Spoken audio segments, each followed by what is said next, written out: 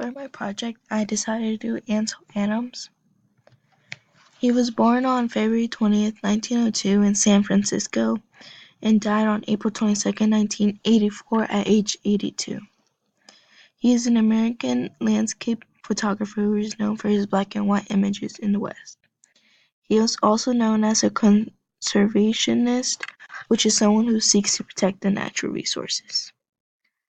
At the age of 17, he had joined a group called the Sierra Club, which is a group dedicated to protect the wild places of the earth. He had remained a member in that club all throughout his life and had even met his wife there. He got to be the director of the club. Adams' first photographs were published in 1921 by the Best Studios, who started selling his first photographs from the Yosemite Park. In 1927, Adams had produced his first portfolio, the Parmelian Prince of the High Sierras, with the help of his sponsor Albert M. Bender. His most famous image is the monolith, and all his portfolio was such a success that his total earnings of the portfolio was about $4,000. In 1933, Adams had opened his own photography gallery in San Francisco. By the end, the total value of his original prints exceeds to $25 million.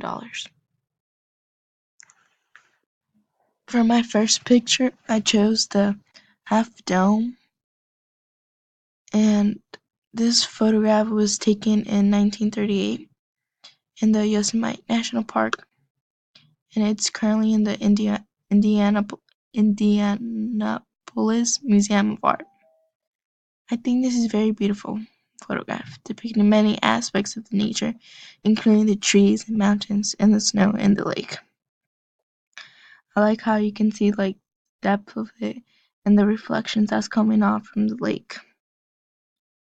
And I just love how the mountain looks and the texture. You can really see it from like the trees and the snow on it.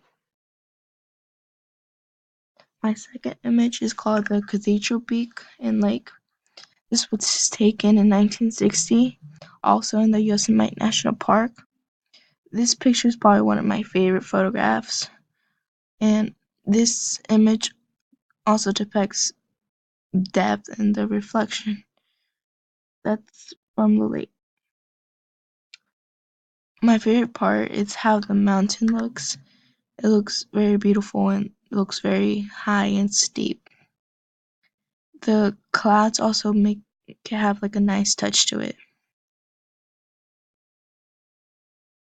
My third picture is the Tenaya Lake in the Yosemite National Park also. It was taken in 1946. I love how the clouds just look so puffy and it kind of looks like cotton candy. And you can see like shadows coming off from the mountain and the trees. I think it's very interesting how like in the beginning of the photo it starts looking like very flat, but then it starts going to the trees and then to the big mountain. My fourth photo is the leaves.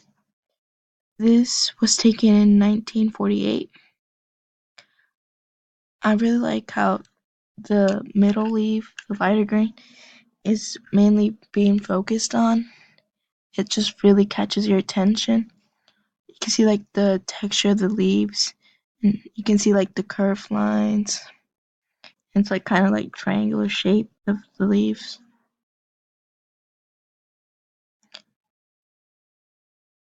This one's picture is probably my favorite, called Canyon de Jelly.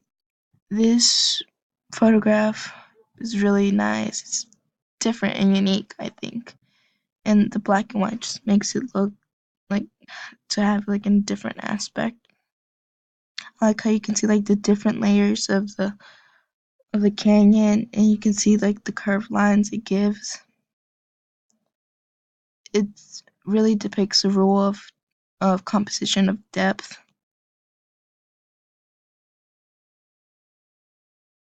This picture is very different from the other ones because the other ones are like more landscape. This is you can really see like the vertical lines and diagonal lines of the post, and you can see like how they look rough. I think it looks like really nice and cool because it has like a kind of wave like detail. I really think it's cool because it looks like Adams took it like if he was looking upwards, and you can really see the shadows that it gives, and it kind of you can see like the luster of the post, and that's it.